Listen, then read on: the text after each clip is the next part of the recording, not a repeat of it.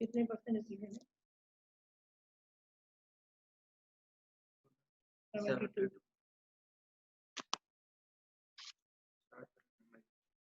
So Bismillahirrahmanirrahim. Assalamu alaikum everyone.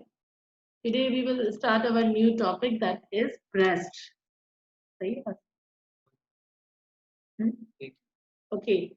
So better today we will start our new topic, that is breast, and inshallah today we will discuss about the mastitis, benign epithelial lesions of breast, and stromal tumors. So beta, basically, so first of all, we will discuss about the anatomy of a breast. Breasts are modified with glands lying on a pectoralis fascia and musculature of the chest wall. It is surrounded by the skin and the subcutaneous fat. Transversally, it extends from the side of the sternum to near the mid-axillary line. This is all about the basic anatomy of the breast. I will show you this on this picture. Okay, as you can appreciate it that these are the lobules of the breast. These ones are the lobules of the breast, and these are the ducts. Okay, and this is a nipple and areolar complex, and this breast is lying vertically. It extends from the second to sixth rib. So now, there are different lesions of a breast, either neoplastic or non-neoplastic lesions of the breast, and these lesions affect on a different or a specific area of a breast mainly. As you can appreciate it that this hole is the terminal duct lobular unit of the breast. Okay. This hole is the terminal lobular unit of the breast, and most of the lesions which affect on this area includes cyst, sclerosing adenosis, small duct papilloma, hyperplasia, atypical hyperplasia, and carcinoma. Okay, but this picture is from your book Robbins, and this picture shows that a specific area of a breast mainly show a certain type of a disease. Okay, and as you can appreciate it that beta, this green is the lobular stroma. Okay, this green is the lobular stroma, and mainly the stromal tumor, the fibroadenoma and the phylloides tumors affect on this area. And this is the large ducts and the lactiferous sinuses in a nipple and areola. Okay, and the lesions mostly seen in this area includes duct ectasia, recurrent subareolar abscess, solitary duct papilloma, and Paget's disease. Okay, and this one is the interlobular stroma. Between the lobules is the interlobular stroma. And the lesions mainly affect this area includes fat necrosis, lipoma, fibrous tumor, FASH, pseudoangiomatous stromal hyperplasia, fibromatosis, and sarcoma. Okay. So beta, whenever there are any lesions of the breast, the patient mainly presented with a different type of a clinical symptoms. These clinical presentations include palpable lump, inflammatory mass, nipple discharge, and the non-palpable abnormality. Okay. So for diagnosis of these lesions, either we can do the FNAC, fine needle aspiration cytology, incisional biopsy, excisional biopsy, or an image guided biopsy. Okay. So now we will start our topic of inflammation. Inflammation of a breast is said to be a mastitis. But there are different types of a mastitis. It includes acute mastitis. Acute mastitis is the most clinically important form of mastitis, and it mainly affects the breastfeeding females, those females who breastfeed their child, because there is a presence of a cracks, fissure in the nipples, and which cause the entry of the bacteria inside the breast and there is a bacterial infection, especially the Staphylococcus aureus. So the acute mastitis mainly affect the usually unilateral, and there is acute inflammation in the breast which can lead to the abscess formation, and the treatment includes surgical drainage, okay, and the antibiotic. So beta, anyone can ask, till now we discussed about the normal anatomy, a little know how know about the normal anatomy. Then there is a certain type of a lesion specific to the specific area of the breast. And now we are discussing the topic of mastitis. So beta, what is mastitis? You must know about mastitis is actually the inflammation of the breast. Okay, and there are different type of mastitis. Number one is acute mastitis. Peter, anyone can ask in a scenario, keeping in your mind the word breastfeeding, okay, and then there is a cracks, fissure in the nipple. Anyone can ask about the type of mastitis uh, and the organism of acute mastitis. You must know the organism of acute mastitis is Staph aureus. Okay, तो अगर आपको scenario में दिया जा रहा है कि breast feeding है, रेडनेस है, और there is cracks, fissure, and there is a history of breastfeeding, and the biopsy shows a neutrophilic infiltration with abscess formation. So most likely diagnosis is acute mastitis, and the organism responsible in most of the cases is Staph aureus. Okay. Now the mammary duct ectasia. Beta, it is a condition which is mostly seen in old females in fifth and sixth decades, and its affect mainly the large duct. And it is histologically shows up periductal chronic inflammation along with destruction and dilation of the ducts with fibrosis. Beta, histologically breast के अंदर ducts and lobules होते हैं.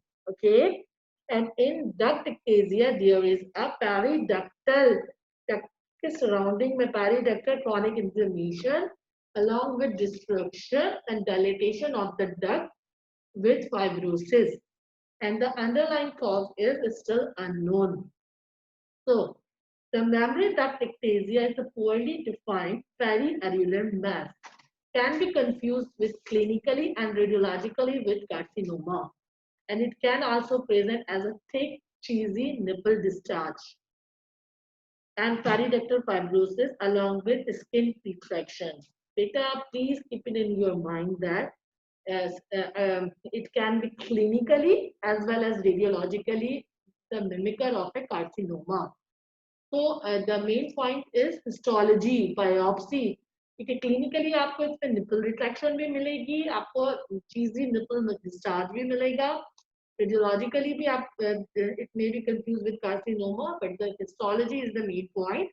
And histologically it shows up periductal inflammation, mainly the chronic inflammation, and the fibrosis, dilatation of the ducts, destruction of the ducts, and there is a fibrosis and chronic inflammation, plasma cell infiltration. Okay, so this is the microscopic image of duct ectasia. It shows a dilated duct. As you can appreciate it better, the duct is dilated and it shows a periductal fibrosis. This pink is the fibrosis. Okay, and these are the macrophages. Okay, this is another image, microscopic image of duct ectasia. It shows a dilated duct with foamy macrophages and periductal scarring, means fibrosis, seen in late stage of mammary duct ectasia. Okay. So now the next topic is fat necrosis. Whether it is uncommon lesion and may be a history of trauma, previous surgical intervention or radiation therapy. Okay, the fat necrosis is associated with a previous history of trauma or surgical intervention or radiation therapy. Okay, and it is characterized by a central focus of necrotic fat cell with lipid-laden macrophages and neutrophils. Actually, beta, as we know that the breast is composed of adipose tissue. Adipose tissue is the fat tissue. इसके अंदर fat necrosis के अंदर there is a necrosis of a fat cells, adipose cells, along with lipid-laden macrophages and neutrophils. Okay, so the fat necrosis is chronic inflammation with lymphocytes and multinucleated giant cells. Major clinical significance is its possible confusion with carcinoma, like fibrosis, the clinical palpable mass, and carcinoma seen on mammogram. Okay, so until now, we are able to know what is mastitis. Mastitis is actually the inflammation of a breast.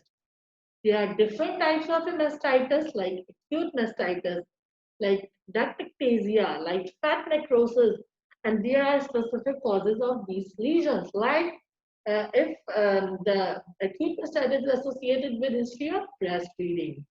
Acute mastitis is characterized by a neutrophilic infiltration along with abscess formation, pain, redness, cracks, fissure, and the organism responsible for acute mastitis is Staph aureus. Okay. Now we come to the second topic, that is ducts-atypical. Ducts-atypical is actually a condition which can be clinically as well as mammographically can mimic the carcinoma. Okay. There is also a nipple retraction, nipple discharge, mainly the cheesy, and then there is but microscopically, histologically, it shows a chronic inflammation, dilatation of the ducts, and these ducts is surrounded by the fibrosis and chronic inflammation. Okay, and then there is a fat necrosis. बेटा fat necrosis के लिए अगर कभी भी आपको कोई SCQ आया या किसी ने पूछा, then there should be मतलब एक आपको एक वो दिया जाएगा in a scenario about the history. History is very very important in fat necrosis. Fat necrosis is mostly seen in a woman with a history of a trauma, with a history of a previous surgery, with a history of a previous radiation therapy. Okay, and fat necrosis associated with the necrosis of a fatty cells, fat cells. Okay, and there is along with the lipid-laden macrophages. And fat necrosis, like ducts-atypical, also clinically as well as mammographically can mimic the carcinoma. So the next topic is granulomatous mastitis.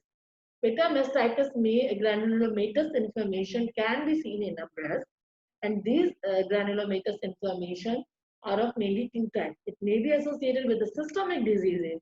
Meaning the systemic causes of the granulomas can affect the breast also. And these systemic diseases including the tuberculosis, the sarcoidosis, granulomatosis with polyangiitis, and a lesion can affect the breast directly or without any involvement of other organs. So we called it the granulomatous lobular mastitis. Okay, granulomatous lobular mastitis. It may be caused by the hypersensitivity reaction to the antigen expressed during lactation. Okay, anyone, if anyone can ask about the granulomatous mastitis, you must know that granulomatous mastitis is actually the granulomatous inflammation of the breast tissue. Okay, it is of two types. It may be associated with systemic diseases like tuberculosis, like sarcoidosis. It may affect the breast directly without involvement of any organ. And we call it the granulomatous lobular mastitis. And the cause of granulomatous lobular mastitis is due to the hypersensitivity reaction to antigen expressed during lactation. Okay, beta. Now, till now we come to know about the mastitis. Now we are starting our next topic, that is non-proliferative changes.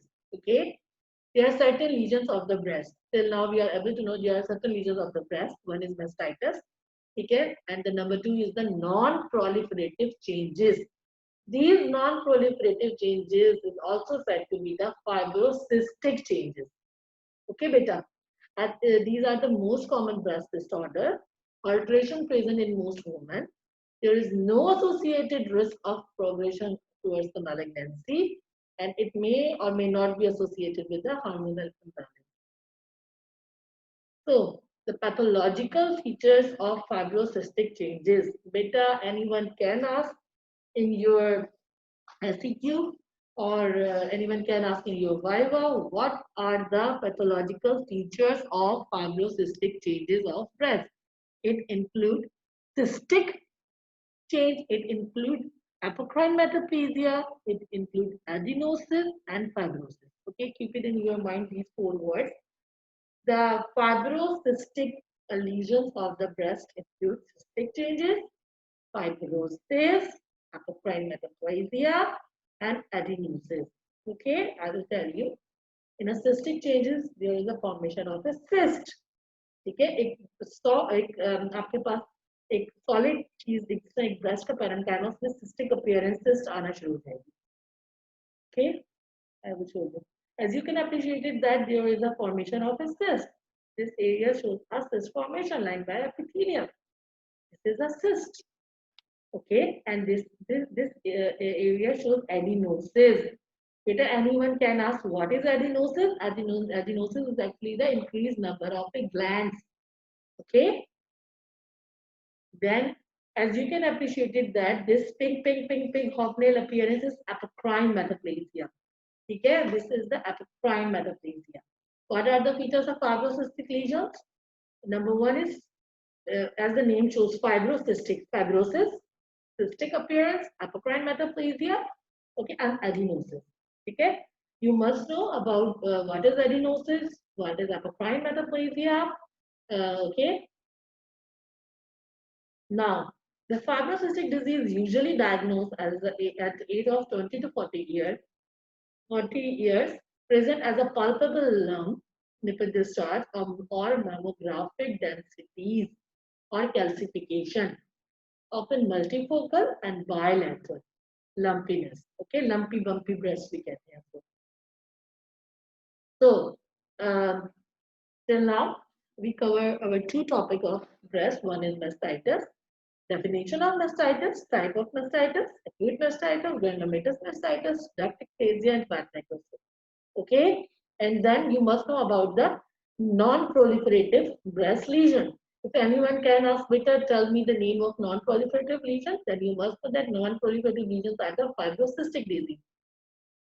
And these include fibrosis, cyst formation, apocrine metaplasia, and adenosis. Okay. Now we come to our third topic, that is proliferative disease without atypia. And this topics include epithelial hyperplasia. In proliferative disease without atypia, the lesions include epithelial hyperplasia. In epithelial hyperplasia, there is an increased number of a layer of the cells lining the ducts and acini. Okay. The ducts and acini are lined by the dual population of the cells. One is the myoepithelial layer, another is the collector epithelium.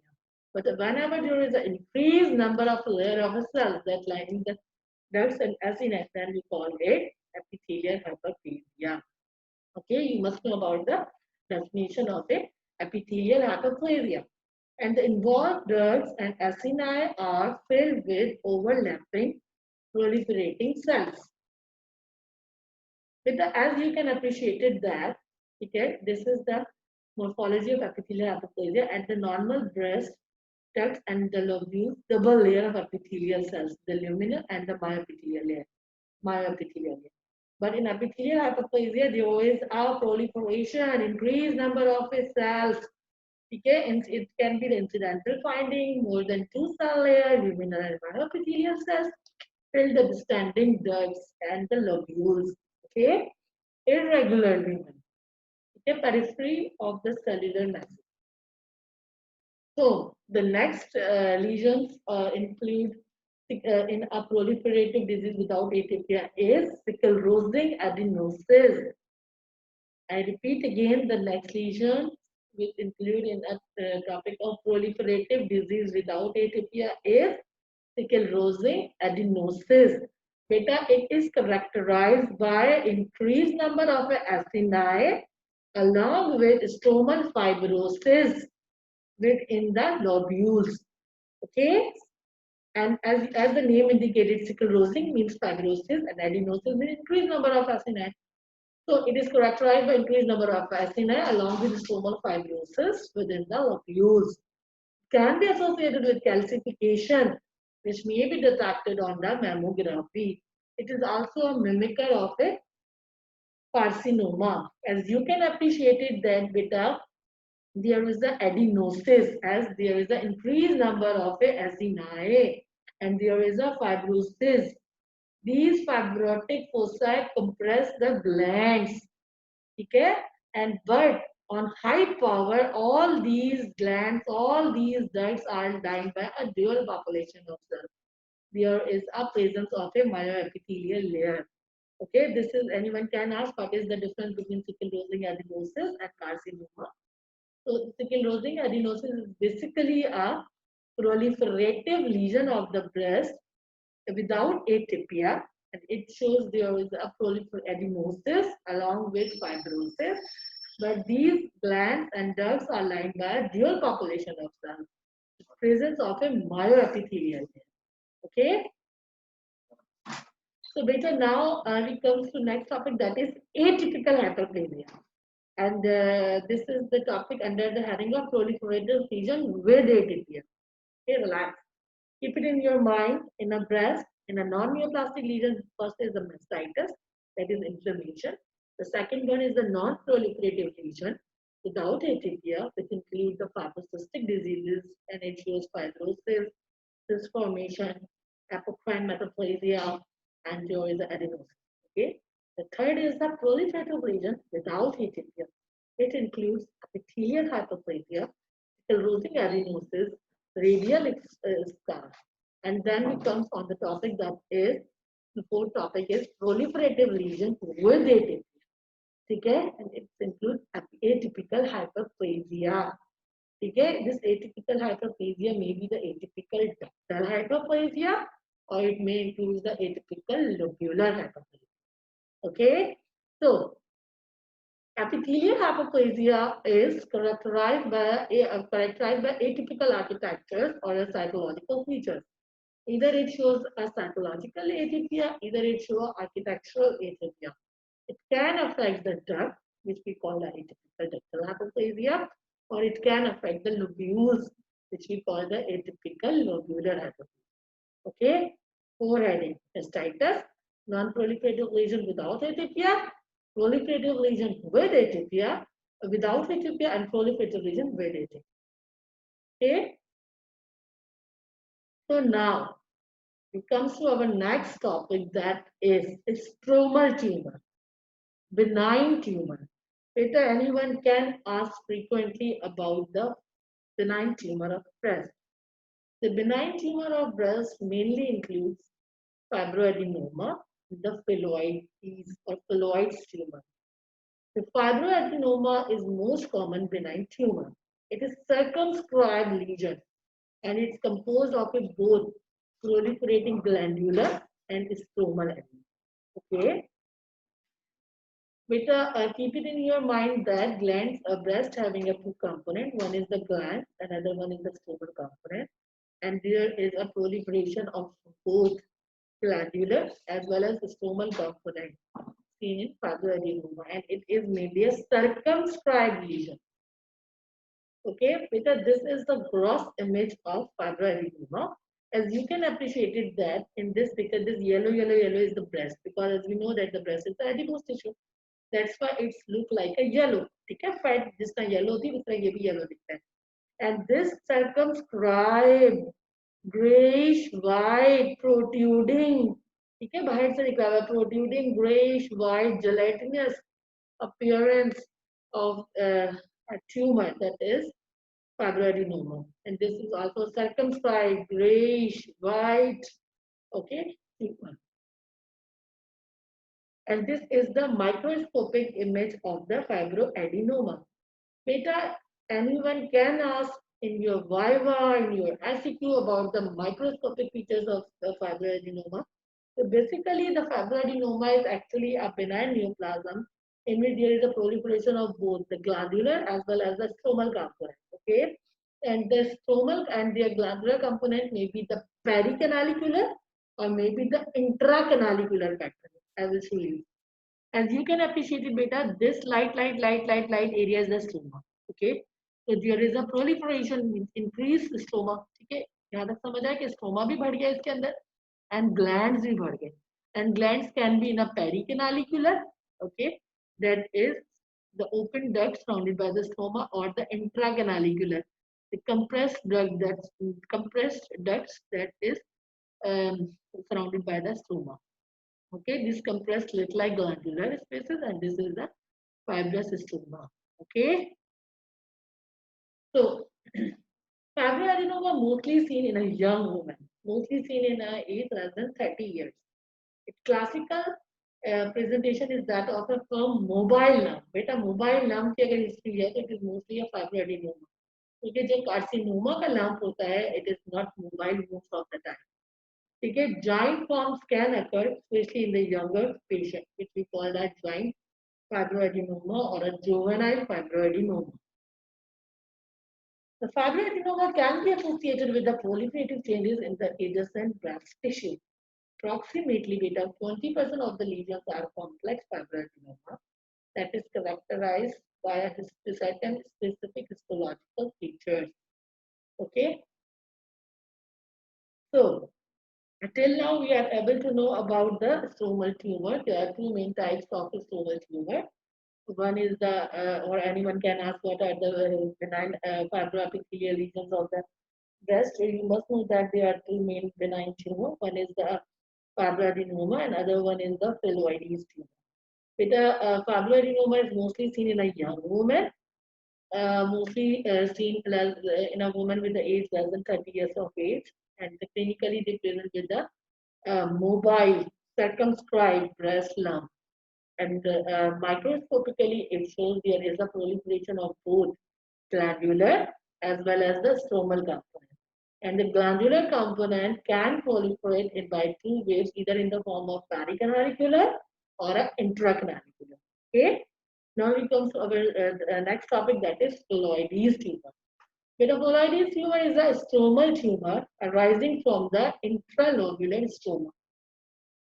In a phylloides tumor, there is a increased proliferation of a stroma. The stroma overgrowth is mostly seen.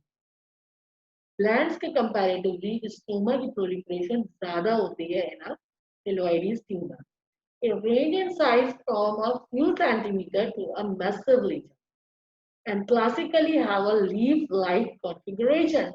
Because when stroma become overgrown, then it may show a leaf-like configuration. अच्छा बेटा, जिस तरह के fibroadenoma है, most of the fibroadenomas are benign, okay, and but the phylloides tumor may be the benign, maybe the borderline category, or maybe the malignant. Okay, there are three types of phylloides: benign, borderline, and malignant. We divide into benign, borderline, malignant on the basis of their stroma overgrowth, on the basis of their mitosis, on the basis of their atypia. Okay. Till now, you must know about the phylloides tumor, that it is a stromal overgrowth. It is a stromal tumor, and that is characterized by a stromal overgrowth with a leaf-like pattern. And there is a three types: benign, borderline, and malignant. And they can divide into three types on the basis of their mitosis, on the basis of their size, on the basis of their stromal overgrowth, and on the basis of their atypia. Okay.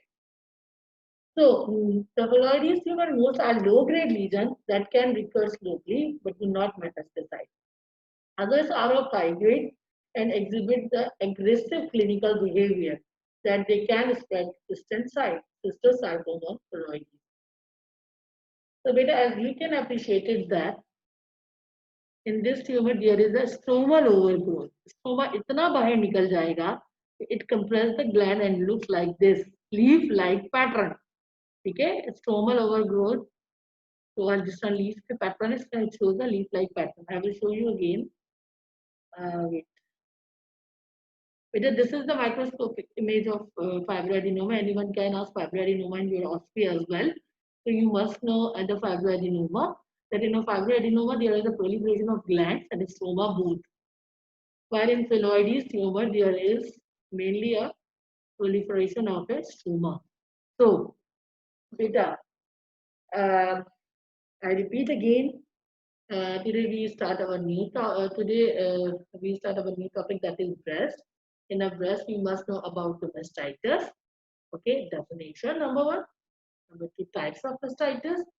Number three, the most common causes of mastitis, like the acute mastitis associated with breastfeeding, it's associated with crack and fissure appearance. Staph aureus is mainly responsible for this.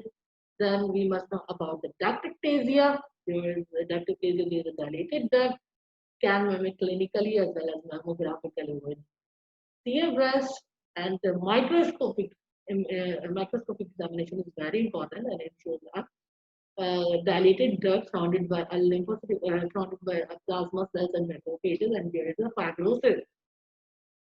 And then there is a fat necrosis. The history is very important: history of trauma, history of radiation, history of previous surgery. And then there is a next topic is non-proliferative lesion. Non-proliferative lesion is also said to be the fibrocystic disease. Whether anyone can ask in your Bible, what are the lesions of fibrocystic lesion? These include fibrosis, cyst formation, epithelial hyperplasia, and adenosis. Okay. Now the third topic is proliferative lesion without atypia. It includes epithelial hyperplasia, in which there is a proliferation of the gland, the cells of the gland. Then there is vesicle losing adenosis and biliary scar. And beta, you must know about the proliferative lesion with atypia. It includes the atypical hyperplasia, either the ADH or ALH, atypical ductal hyperplasia or atypical lobular hyperplasia. Okay, these all categories are also written in your books, Robin. Okay, and then we discussed today about the stromal tumor. One is the fibroadenoma, another is the phylloides tumor. And fibroadenoma is a benign, or is the circumscribed lesion of that, and there is a proliferation of both the glandular as well as the stromal compartment. While in a phylloides tumor, there is a stromal overgrowth, and there is a leaf-like pattern. बेटा अगर scenario में leaf-like pattern है, stromal overgrowth है, you must keep it in your mind about the phylloides tumor. And the phylloides tumor may be the benign, may be the borderline, and the malignant. Okay, this is all about this lecture. If you have any query, you can ask. Anyone can ask. Or you can ask in WhatsApp group, in your call in WhatsApp group.